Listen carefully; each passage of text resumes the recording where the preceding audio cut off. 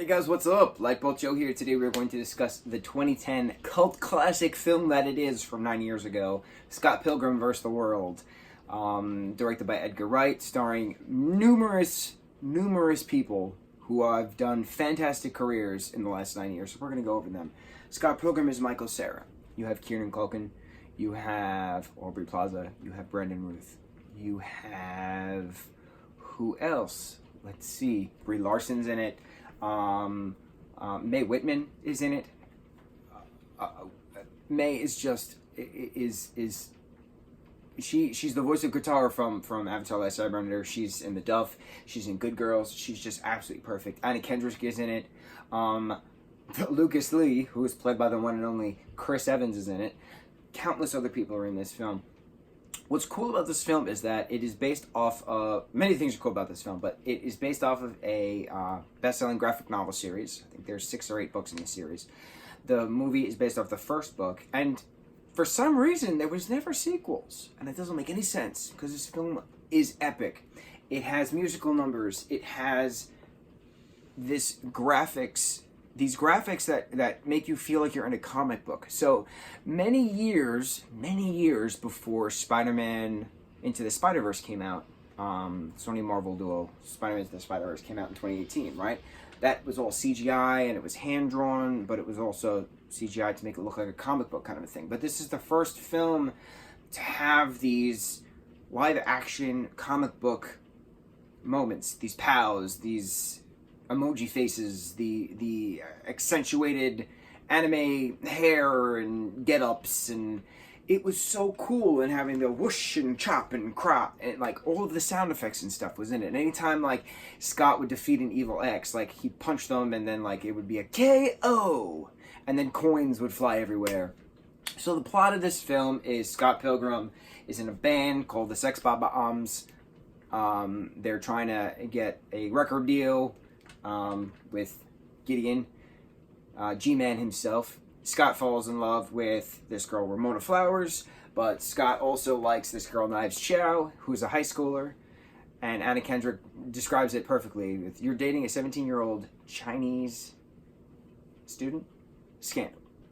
And then Aubrey Plaza's character of Julie is very sarcastic and does all these cursings, and it was just absolutely perfect. And anytime Michael Cera's character of Scott Pilgrim goes, "Thank you, Julie," it's just it's wonderful. Having Brandon Routh and Brie Larson as a dynamic duo for the Clash at Demon Head. They're singing that awesome song. And it's just wonderful. It's just all music and it's video games, and it's just its own cult pop culture references. There are so many things in the vegan community that derive from this movie, because Brandon Routh's character of Todd is vegan, and vegans have vegan powers, right? So Todd has all these telekinetic and telepathic powers, and he's just so awesome. And then all of a sudden, Scott Pilgrim convinces him to drink cream instead of soy in his coffee, and he does it, and the vegan police come and take away his powers, and they're saying like, yeah, you knowingly ate gelato on September 23rd, whatever it was, and he's like, gelato isn't vegan? And then the cop is like, it's milk and eggs, bitch. And then they put the glasses back on, and it's just their hands. That's the vegan powers, is their hands. So they're like this. And then something else is like, on October 24th, you knowingly ate a plate of chicken parmesan. And Brandon Routh is like, chicken isn't vegan? And then they just shoot him with the fake gun. And it's this green light that hits him, and then he just goes, no! And then he dies, right? Chris Evans' character of his dying was pretty awesome, because he's like grinding down a rail, but he's like this smug, arrogant bastard of a person. It's like, it's called a grind, bro. Because Michael Cera's like, can you do a thingy down that rail? It's called a grind, bro. It's hysterical. I could quote this movie all day. Anna Kendrick and Aubrey Plaza are an amazing partnership, right? So they're great in this film together. They're also perfect in Mike and Dave Need Wedding Dates. That came out in, 2015? Something like that. So it's cool seeing... I've talked about this before. I love seeing awesome actors work together in various projects. This is an example of that. So it's fun seeing Brie Larson and Chris Evans work together in this film, and then work together in Marvel's Avengers Endgame, right?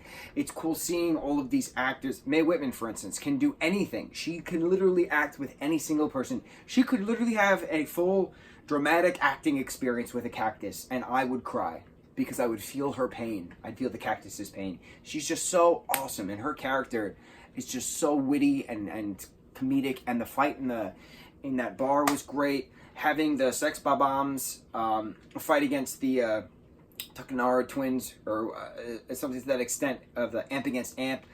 Mind-blowing. The soundtrack is just so awesome, and it's got that 8-bit, you know,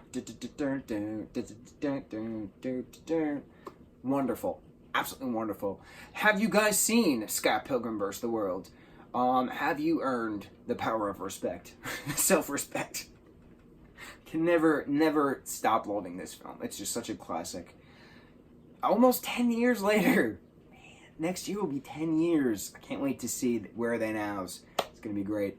And Kieran Culkin's character of Wallace is wonderful, because you have this outed gay character, and in 2010 that was still kind of getting popular, but like here we are 9 years later, and you know, June is just so vibrantly Pride Month in a great accepting way. Still many strides to go, but it's really cool seeing how far pop culture has gone from introducing this openly gay character to, you know, mainstream media now. It's really neat seeing that. So I'm excited to see what 9 years from now is going to look like. It's going to be fun. Let's discuss Scott Pilgrim vs. the World. Do you die of laughter every single time Knives Chow's face goes? But it's the you know, the colon and then the circle, like as a literal emoji. Perfect. Mucho mahalo, guys.